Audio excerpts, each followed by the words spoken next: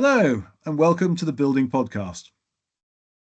Those of us within construction know that this can be the most fabulous industry to work in.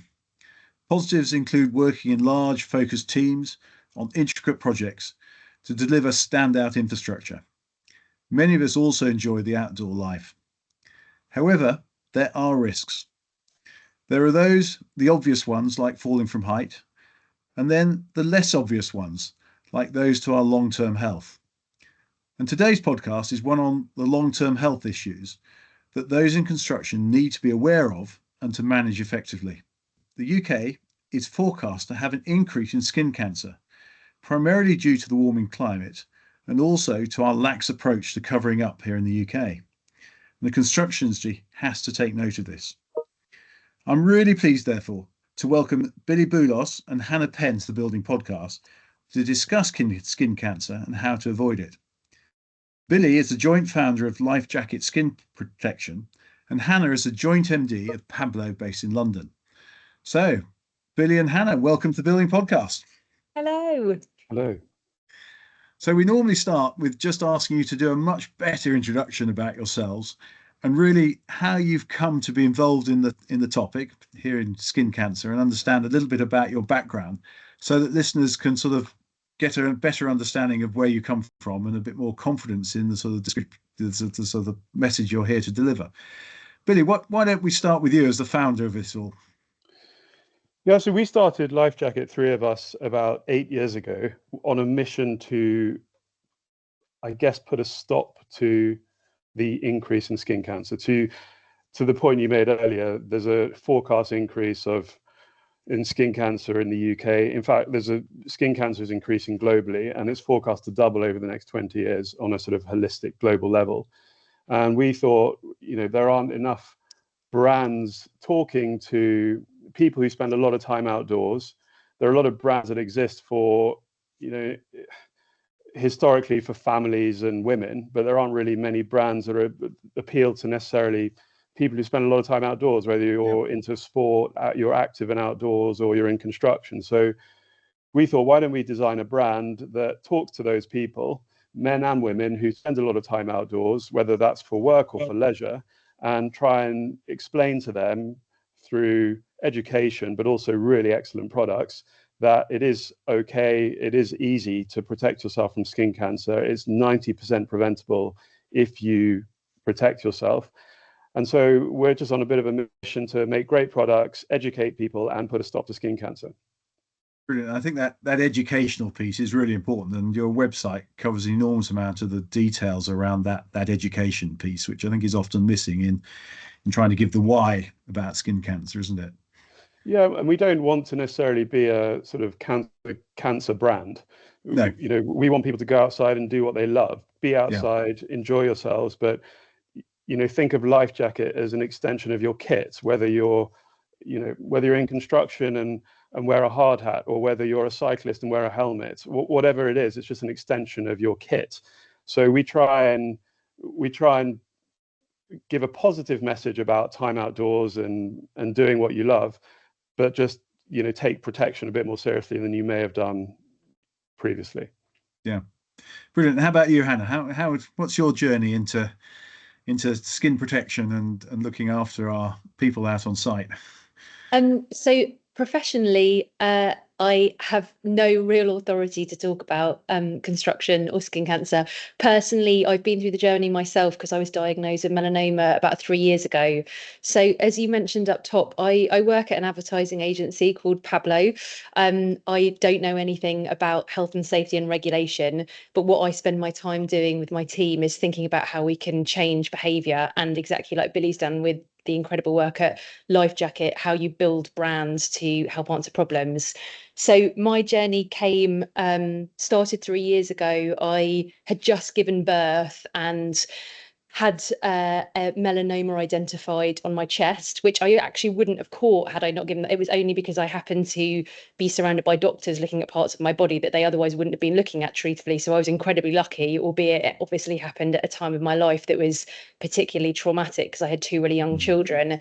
And as a result of that, I started to become obsessed with whether or not my children would be more likely to have melanoma. I was really freaked out by the fact that Louis had been growing in me whilst I'd had the disease.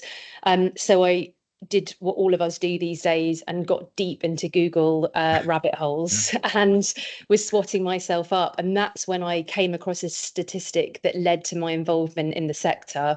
And the statistic was that in the UK, the construction industry make up 8% of our workforce, but they represent 44% of occupational melanoma deaths.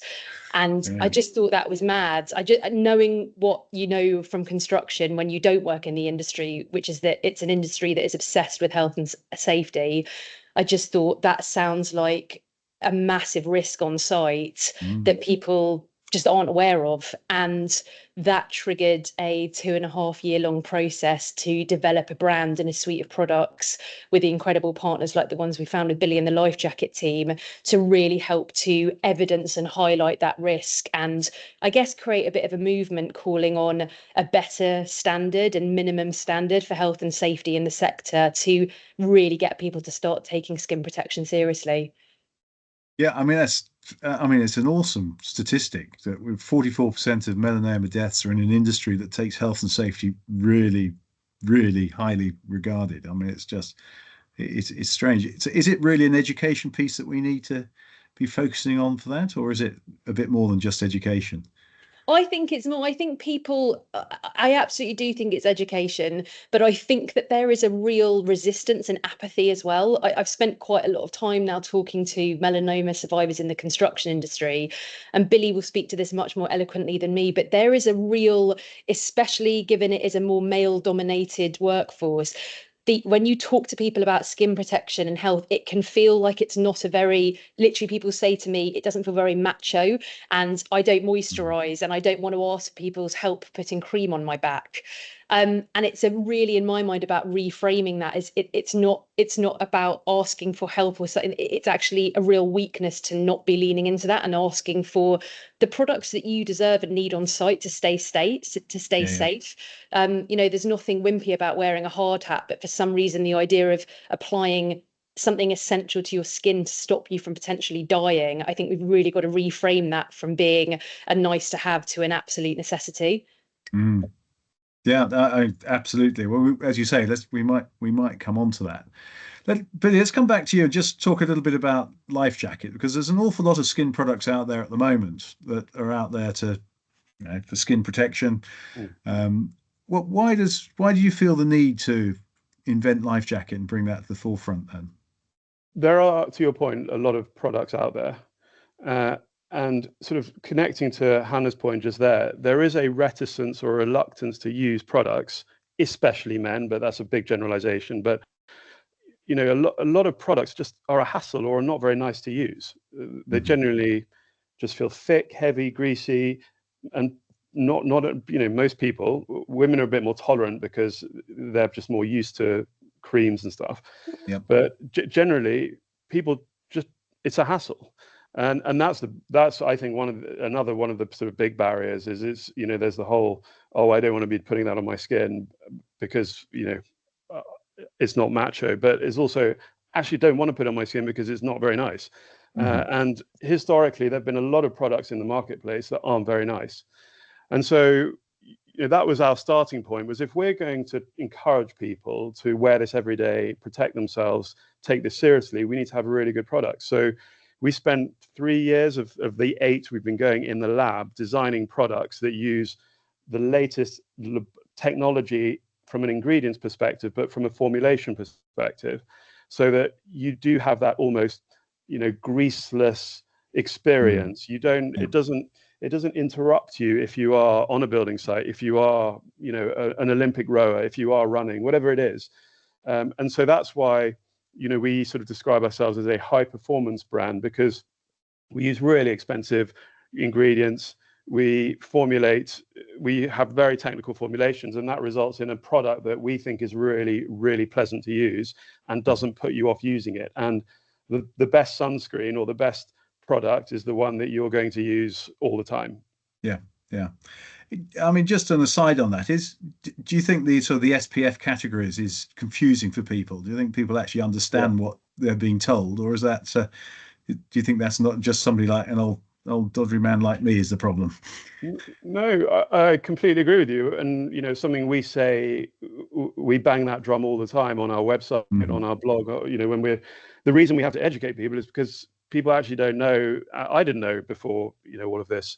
It is really confusing. For some reason, European regulators control what you put on your product when it's sunscreen. Sunscreen is closer to a medical product than most creams. Yeah. Because it is protecting you from UV damage and potentially skin cancer. So it's highly regulated. And there's all sorts of labels and logos and icons that are on packaging. And that, just to confuse it further, that those icons and labels, etc., are different from territory to territory. So people in the UK will be familiar with the Boots system, but it's not actually an approved regulatory symbol. It's just a sort of piece of marketing. It's a marketing device. And so, but that's what sort of landed in the mindset of consumers. So it is really confusing. And we've done tons of studies over the years asking people, do you know what SPF is? What do you use SPF 15, 5, or 50? Why do you? And generally the answers are incredible. It is not known, I would say, categorically. People do not know what a lot of these things mean. Gosh, so really an organization like mine, the National Federation of Builders, ought to be out there just saying the basics then, oughtn't we? Is that where sort of looking for partners like that to sort of promote that sort of knowledge? I think so. And I think keep it simple. Like you can go into some people naturally in life, people are more interested in certain things than others, and people are going to zone out when it comes to talking about what is an SPF 50 versus an SPF 15. But I just think keep it simple and just almost instruct people to just remove the choice and just say, listen, you should be using this every day, a minimum of SPF 50, a minimum of UVA with the circle symbol on the packet. Look for this word, broad spectrum. These kind of things. I would just keep it simple personally. Yeah. And there are many other countries around the world that do exactly that. So one thinks of Australia, where skin products are absolutely mandatory on site, and the employers have to provide them. And certainly on my own sites, when I used to run those, we used to provide them on sites. And as you say, we just provided one solution. That was it. You could bring your own, but we had the product was there, and it was probably a minimum 50. And that is part of the dream of what Hannah and I are doing, or what this project is all about. It's when you go onto a building site, there are this way better than me, but there are these sort of big boards before you go through the gate that takes you onto the site, which say, make sure you're wearing a hard hat, make sure you're wearing a high-vis jacket. Why isn't make sure your skin is protected on that board? Yeah. I can think of a few reasons, but none of them legitimate was the answer. Hannah, just coming back to you, you talked about 44% of melanoma deaths being in the construction industry, and the problem we have with a macho industry, and we see that in having probably the highest instance of suicide in the industry as well. You talk, you're spending your professional career looking at how we change behaviours. What are the key things in sort of the construction sector or the energy sector? I know Billy's also active. How do you think we ought to be doing that? How do we go about that? Because it's a major problem across the board for some of the messages we have to get over. The key thing with skin cancer that I've realised is people just say it's not going to happen to me. And that is that we are pushing in this country against so much unconscious ignorance, where I am the warning to everybody. I've never been on a sunbed. I've never lived abroad. England has given me skin cancer. And I think people in the UK think, unless there is a heat wave, I don't need to wear sun cream unless I go on holiday. And really what we're trying to do with this UVUC initiative and what we've called the higher vis vest that we have developed is make it feel more dangerous to ignore that risk than not. Right. So what we're trying to do, and exactly to Billy's point, there is a bit of a silly bananas marketing term called habit stacking, where you try and put products in a place where people already demonstrate habitual behavior. So how can you disrupt somebody's people are in autopilot. They're going to work. They are not currently thinking about skin protection. No. What products can we put in place at exactly the important moment to make them realise and shock them out of autopilot into realising they need to be conscious of this, not just on that one day a year where it's the hottest July on record, but year round. So really, for us, this is about trying to create a visual sign of alarm or alert towards somebody that if they are choosing from that point on to not prioritize skin protection, they are putting themselves at risk. In the same way that you have, the I'm going to really show my ignorance here and not be able to grab for more than one example, but when a truck is reversing, there is a reason that you make a big loud noise, because you're trying to say to somebody you are in danger.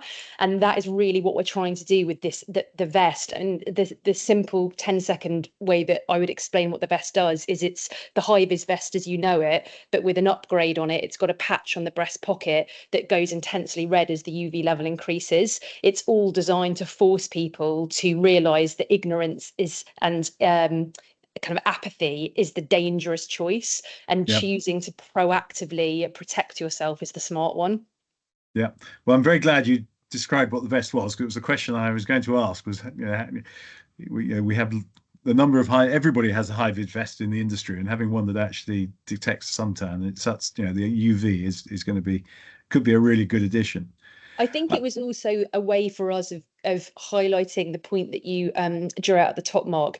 This is an industry that is obsessed with health and safety. And what we need to do is make it as easy as possible for people to add this safety provision into their day-to-day lives. If we were asking people to wear something else, it's just going to become cumbersome. So how do we remove as many barriers as possible and actually just take a symbol of health and safety in the construction sector and upgrade it? And that's what the high-vis vest is all about. The crucial thing that companies like Life Jacket do is provide these kind of communal dispenser, shareable style quantities of sunblock. You should have them by your TNs. You should have them in places where people congregate so they can be regularly reapplying. And exactly to Billy's point, you're going on site, and exactly like in COVID, overnight it became normal to sanitize your hands. We're trying to make it rapidly normal to just go onto a site and immediately slap on your sunblock, put on your high-vis vest, your hat, and you're ready to go. Yeah, I mean, I think I really like the stuff that Billy's doing, because I think if you look at there are sort of analogies to the smoking sector, where we've known for years that smoking's been bad for us, and yet lots of people continue to carry on despite all the warnings. But actually, in my experience, people respond much better to a good message rather than a fear message. And it might be worth talking, Billy, about some of the work you're doing to make these products an enjoyable experience rather than the experience we perhaps used to have with some of the more commercially viable skin products that we used to put on site, which are effectively like putting wax or tar on your body and then hoping that it's all worn off by the time you get home. And perhaps the other question I had for you is, you talk about a minimum SP50. Could you just explain a little bit about why that SP50 is so important? Because obviously, we go out, we arrive, we perhaps in an area we work at, or we get ready for work. Yep. We go to work, and it's not until we come back to that location that we got a chance to reapply any product. But I thought it might be worth just explaining a little bit about the work you're doing around making it an attractive and good experience to put cream on. Yeah, I think there's 3 questions in there, so I'm going to try and remember them. I think the first question is, what is so special about the ingredients or the experience? And I touched on it earlier, but in Europe, we have a suite of it's cooking effectively. We have a suite of ingredients we are allowed to use. The regulator says you can use these. You can use these to up to a certain amount, so don't go over this level. And as long as you adhere to those levels and use those ingredients, you can make whatever you want. And as explained earlier, we spent 3 years fiddling until we felt we had a product that wasn't like the free issue paint that used to be available to the military, well described, to construction. Yep. And so we now have a product that is really lightweight, really non-greasy. It isn't sticky. So if you're on a construction site, you don't end up coming out with dust stuck to you because you've got paint on you. or sunscreen paint on you. So, we paid particular attention to all of those things. And, as a result of that, and this is a bit of a tangent, but we're now used by, professional, and I'm not allowed to say who because they buy from us, but we are now used by professional athletes, professional sports teams, because in a performance environment, you don't want to overheat, and you want to use a product that doesn't interfere with what you're doing, which is athletics or whatever it is. So we know that we have an amazing product that is stress tested by athletes, the military, etc. And it's a result of all the work we put into these ingredients and the formulation. So really, feel is a big feel, and performance. So, i.e., does it protect you? They were the most important. They were the sort of lines in the sand for us when we were making our products. So I think that addresses that question. The second question is SPF. So I will now explain SPF because a lot of people don't understand this. But I think it's worthwhile. I'll take Hannah as an example because she is, for those listening, she is fair and blonde. And Hannah would burn in normal sunlight without protection in 5 minutes. It might not be visible, but there would be there would be a reaction in her skin after 5 minutes, which would be the sort of start point of what's called an erythemal reaction. It's just sunburn, basically. And Billy, just in there, that's normal sunshine. That's any day of the week, isn't it? That's not just, you're not just waiting for the hottest day of the year. Yeah, can I answer that? That's my separately. Third question. Okay, yeah, no, well, let's come back to that one then. Sorry, I was just. But it's a really important one. Yeah. So after 5 minutes, Hannah's skin would burn. If I'm sort of more olive, my father's Mediterranean, so I'm darker, so maybe I might burn after 10 minutes. But we all have very individualized skin and different levels of natural protection in our skin, which is called melanin. And I would burn after 10 minutes, Hannah would burn after 5 minutes. The SPF, very simply, is a multiplication factor of your burn time, your natural burn time. So use Hannah as an example. She burns after 5 minutes. Sorry, Hannah keeps saying she, but don't be silly. Do not be Hannah would. Hannah's definitely a she from where I can see. Yes, I'm really picking on you. Sorry. So Hannah would burn after 5 minutes. So what the SPF number means is that if you use I'll keep the number simple. If we use an SPF 50, that is just a multiplication. So you multiply the 50 by 5, which is Hannah's burn time, which equals 250 minutes. That means Hannah, with an SPF 50 product used at the correct dose, and that's another important factor, but if she uses enough of the product, she would be protected for 250 minutes. Which is why we always say just use the highest number possible, because it means you're protected for longer. And in addition to that, most people don't put enough in their hand. So when they're putting it in their hand and then applying to their skin, they don't use enough. So actually, they're not really getting an SPF 50 protection. They're probably getting an SPF 25 protection because they're using half what they should.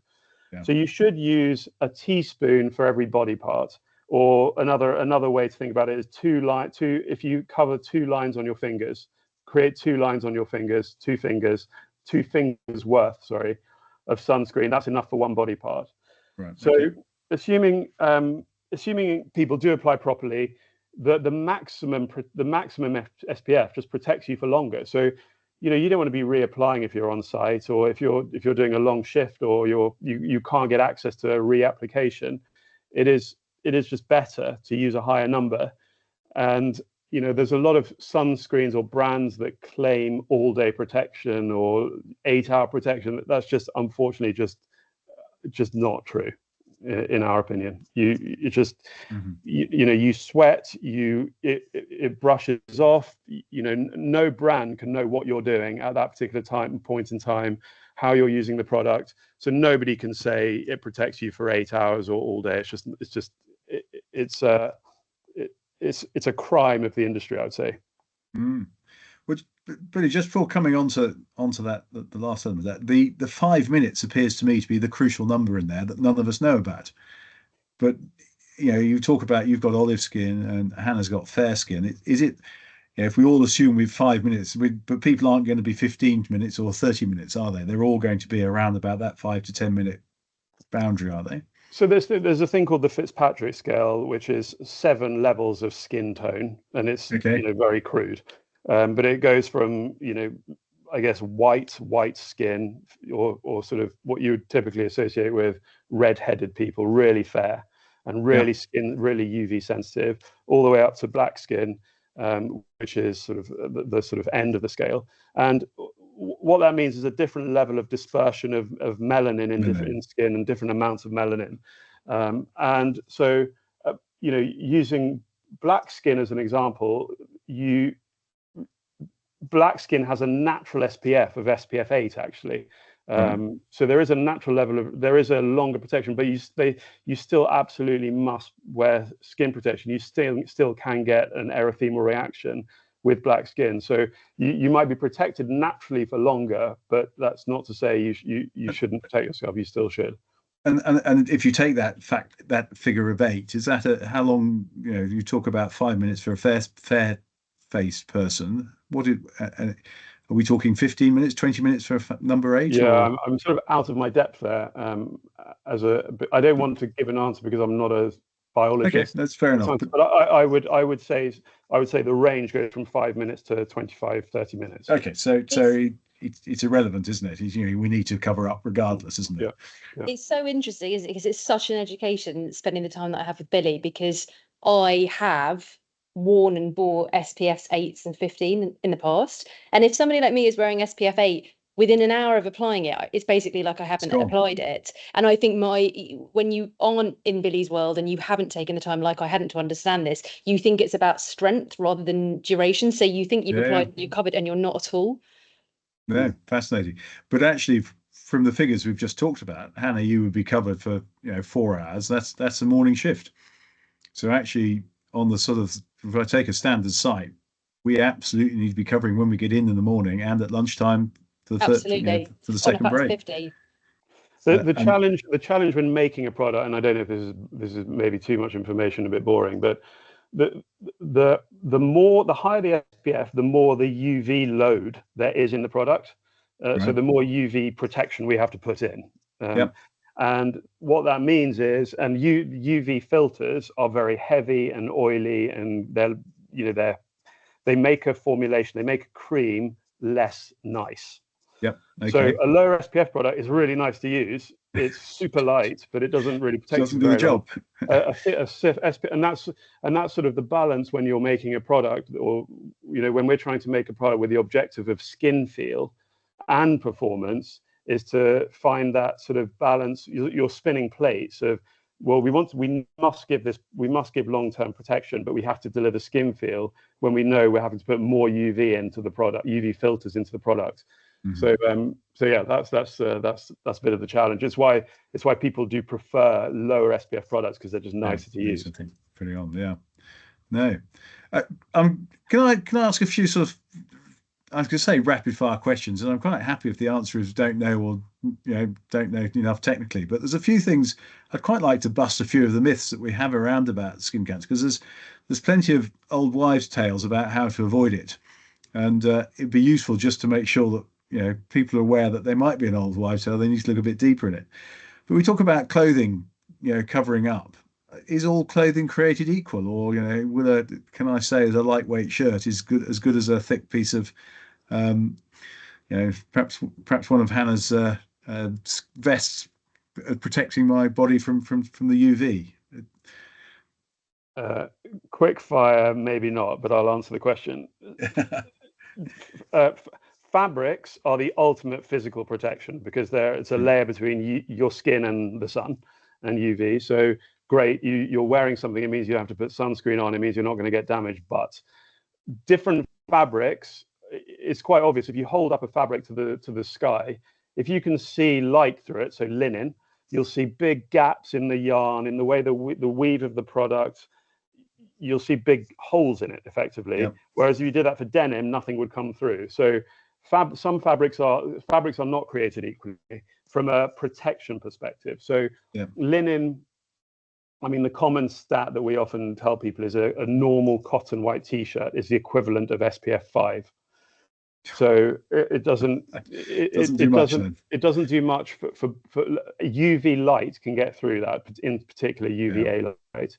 Denim has a UPF. UPF is the measure of how much UV a fabric blocks.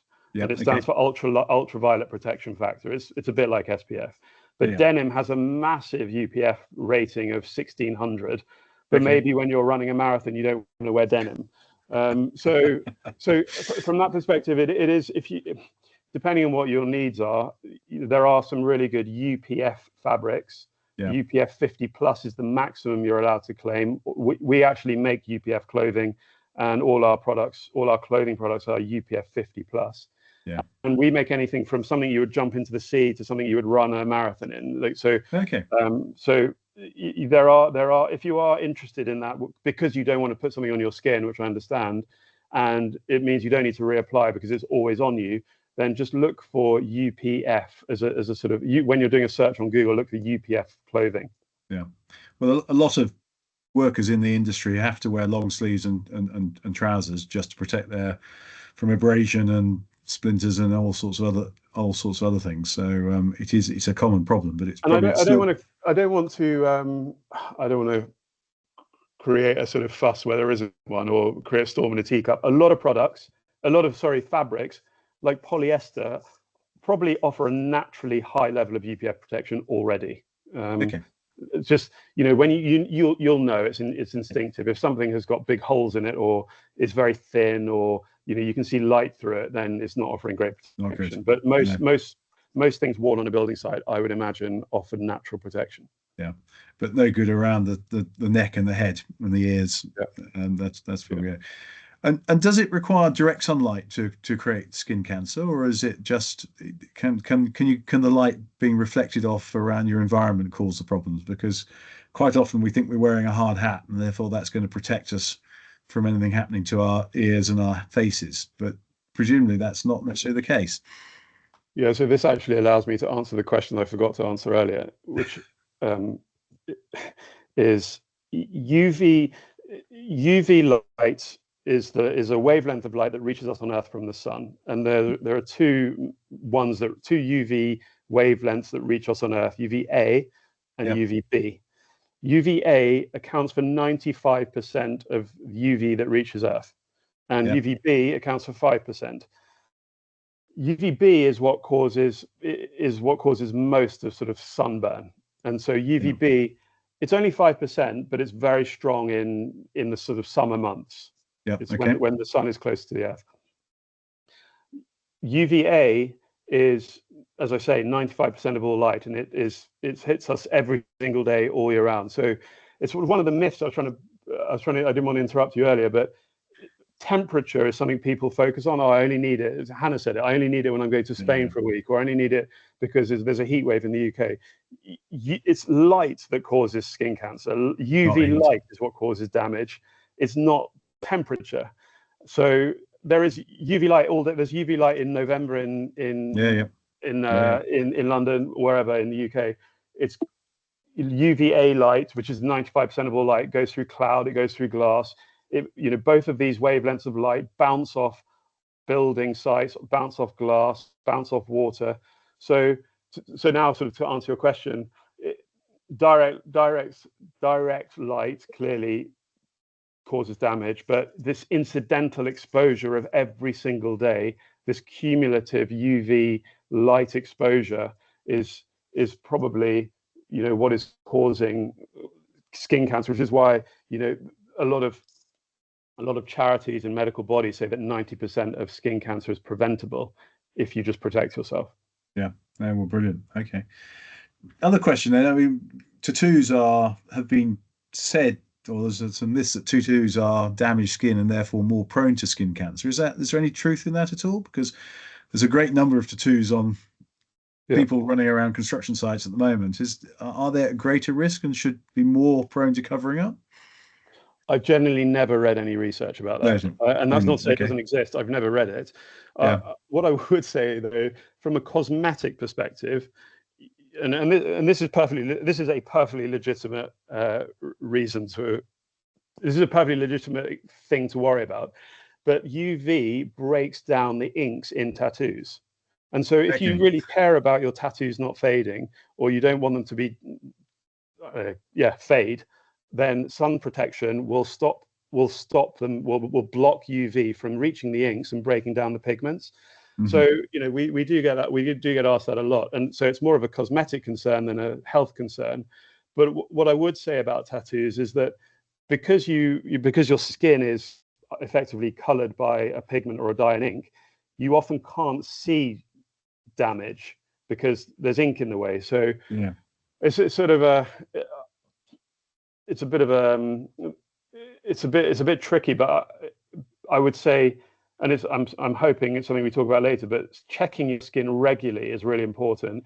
If you have tattoos, really pay attention to where the ink is, which might be sort of distracting you or blocking your view. Yeah. Okay.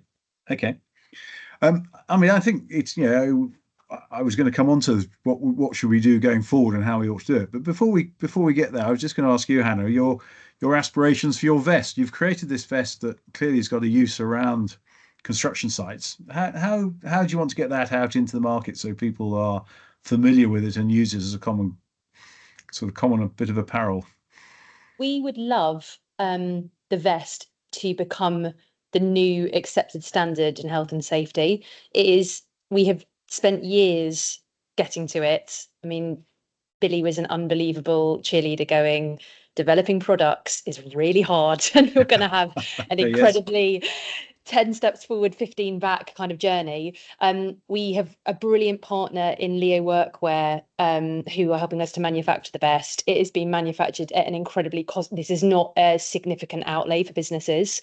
We are doing this this is a not-for-profit venture for us. This is not about making money. This is about introducing a new standard.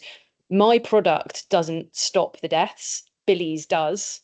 So what I would love to see is that, exactly like you mentioned in in Australia, Mark, you are not allowed to operate a construction site in the UK without providing your staff with skin protection. I just think that is, I don't know without it what people are doing, because this is killing people and they're going out to work every day and have a disproportionate risk of dying as a result. And I think that there are individuals here, and if they would like to get involved, there are individuals in this sector that could have such a big impact. When you think about sole traders and people who are working day in and day out, people who work in builders merchants, to Billy's point, UV and temperature are not connected.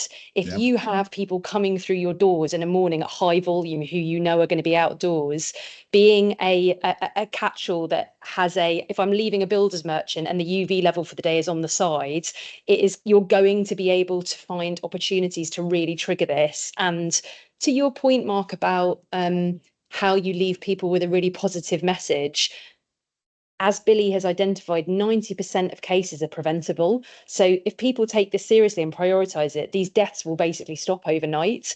And the thing that Billy taught me that I think gave me such heart, but I think in an industry where maybe some people listening to this might think, well, I've had a whole life in construction and I haven't ever looked after my skin, so why start now?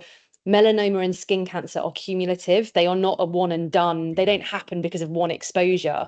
So what Billy taught me was it is never too late to prioritise skin protection. It's never too late to take it more seriously and to really take charge and prevent a risk that could lead to your death if you don't take it seriously enough. So that's really what this is all about, Mark. How do we create products and put them out there in a way that do make this a new standard to stop people from unnecessarily dying? Yeah. Well, that brings us neatly on, Billy, then on to checking. How do people check for skin cancer? What should we be doing? I'll just throw a few numbers at you before I answer that. Just to sort of emphasize what Hannah was just saying, which is the sort of the level of incidence. So there's two kinds of cancer. There's melanoma and non-melanoma. Melanoma is the most serious. It's the most severe. Non-melanoma is still a cancer, and it needs to be addressed. Both, if caught early, are highly treatable. it's melanoma, if it spreads, it's not just about incision, it's not about excision, it becomes more serious, chemotherapy and other therapies. In the UK, there are about 17,000 cases of melanoma per year. There are between, it's sort of a bit difficult to answer. There's a bit difficult to say this, but there's 156,000 reported cases of non-melanoma skin cancer.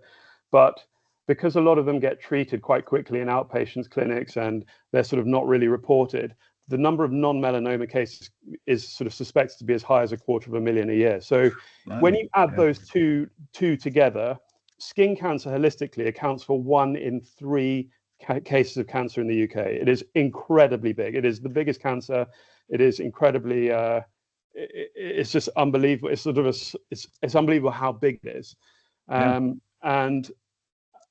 it is preventable, unlike other cancers, and it is treatable if caught early. So that's why we think prevention or protection and detection is a great strategy. So protect your skin on a daily basis. The stuff Hannah just said about cumulative damage. Just protect yourself from the damage of light, and detection, which is just check your skin. So 70% of the melanoma being the serious. The most serious, 70% of melanoma cases actually just arise. Of course, they can arise where you have moles that sort of that change shape, whatever. But 70% of melanoma cases arise on areas of the skin that where there's no mole. So you sort of have to constantly keep an eye on yourself, and you can do it in a very analog way, which is just look at your skin or ask a partner to look at your skin every 3 or 4 months. Particularly if you spend a lot of time outside, because your skin is constantly evolving. Take a picture of your body and just 3 months later, just look at it and see, well, has it changed? You can, if you're worried about anything, you must go to your GP. This is one of the biggest problems we have, especially amongst men. And again, it's a generalization, but 2 men die of skin cancer for every 1 woman, and that's because men don't go to the doctor. They just leave it and they say, oh, life got in the way, or oh, I'm too busy. It'll go away. And it's the problem with leaving it is it becomes too late to treat, and it spreads. And that's why this statistic of 2 men for every 1 woman die of skin cancer. And presumably, Billy, men and women are equally at risk of skin cancer. Absolutely, totally, yeah. So just look at your skin. A lot of people don't do it. Get into the habit of checking. Get help if you need. Go to a GP if you see anything you're worried about. There are apps you can use that that use AI now that can take pictures of worrisome things, marks or tags on your skin. They will never replace a dermatologist in real life, but they are a good indicator for whether or not you should go and get it checked out. You can, if you depending on sort of your appetite for spending money on this, you can go to a clinic and they will take professional photographs of your entire body, front and back, and they will inspect them and look at them over and over again. If you do it once a year or twice a year, that's a bit more of an expensive option. So sort of, I guess, getting into the habit of just keeping an eye on anything that's changing, anything that's and change could be change in size, change in shape, bleeding, anything that just feels unusual. A doctor, a GP on the NHS would rather you go to them and waste their time than go to them and or not go to them and miss something. So absolutely go to your GP first if you're worried about anything. I mean, it's an interesting point, because many of us in the industry have annual inspections or annual health tests occupational health tests for our employees. I don't think we cover health. I don't think we ever covered skin cancer as one of those things. And just other than perhaps a quick question, but it sounds like it's a real opportunity for picking up the occupational tests that we do. Sorry, Hannah, I interrupted you. Not at all. To Billy's point, it's knowing what to look for, but my God, it is also doing something. After I was diagnosed, 3 of my friends ended up getting moles checks, and 2 of them had stage 1A melanoma. And it was only because I had a diagnosis that they went, I've really got to stop ignoring this thing. People know, they just deprioritize it. And so if you're listening to this and you have something on your body that you haven't got checked, just for goodness sake, go and get it checked. Go and get it checked. Yeah. No, I think that's really good advice. Really good advice. And some, quite sort of statistics to make us sit up and take notice, Billy, from you. I mean, of those, presumably, I was going to ask, is a non-melanoma likely to change into a melanoma over time, or are they? They're separate. They are entirely separate. They impact different skin cells in the skin.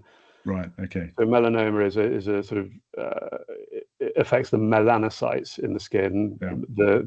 The non-melanoma skin cancers impact other skin cells in the skin. And I haven't asked the obvious question, which is how many deaths a year we actually get from melanoma in the UK. I don't know the answer to that. I'm not sure. That's too morbid for me. I should know that. Good. Okay. Well, let's leave it there then. Too many. Let's leave it at too many, shall we? And move on. I mean, the problem is melanoma is often the starting point. So it spreads. So yeah, I don't know the answer actually. No, but I think we ought to leave on a positive note, because I think, as you say, you've created a product which is going to be easy to apply and has a degree of aspirational application to it, and we've got some product that Hannah's producing, which should then tell us if we've got too much and we should need to be doing more about covering up, or pointing out that we do absolutely need to cover up. So I was going to sort of my last question for both of you, really, because we've had a really good sort of run through why we've got to do it, is sort of what your hopes for the construction industry might be. Where should we be in sort of 5 years' time, making sure that this is not going to be something that families are affected by, of their construction workers or their energy workers are coming back with desperately bad news from their GP from something they should have done earlier? What's sort of the message you'd like to get out there? Hannah, you go. Just got to put sun cream on your sides. The best thing about this is it's not complicated, and if it is, I've been so overwhelmed by. I mean, this whole project for me has been cold calling and cold emailing strangers, and Billy at Life Jacket and Sean at the NFB, which is how I got to meet you, Mark. Alex at Considerate Constructor Scheme, Luke at Workwear. This has happened because there are people in this sector and people attached to this sector that want to make a difference and can see the change that needs to happen and want to bring it to fruition. It's a really, really simple ask. And if you are employing people or you are working on site, it is your right, and you should be asking for better skin protection. And the product that Billy has formulated is there and it's ready to go. And the jacket is ready to go so that people can have that extra nudge to know that they need to be taking this more seriously. But we're not doing right by a whole lot of people that are out there day in and day out building and grafting so that we can all have businesses and have homes, and they're not being looked after in an adequate way right now, and that needs to change. Brilliant. Agree with that one. See what we can do about it. Any final thoughts, Billy? Yeah, just to extend on that, I would just say skin protection is PPE. And so, I'd love to see, and it's a bit self-serving, but I would love to see sun protection on every site. It doesn't have to be ours, but we'd love to see people protecting themselves. To your point, Mark, earlier, I'd love it if people were being checked, because not everyone does that. So checks and protection and detection, thinking of skin protection as PPE, that change in mindset is going to take years. And you connected it to smoking, the government smoking campaign of the 80s. That's the sort of the road we're all on. It's going to take a while, but that's the dream. Yeah. Okay. Well, Hannah, Billy, thank you very much indeed for your time today. It's been I think a really good expose of the challenges we've got and the reason for covering up and making sure that we don't get skin cancer. And that there are some really good solutions out there which we shouldn't be afraid of. So thank you very much for your time today. Thank you. Pleasure. Thank you.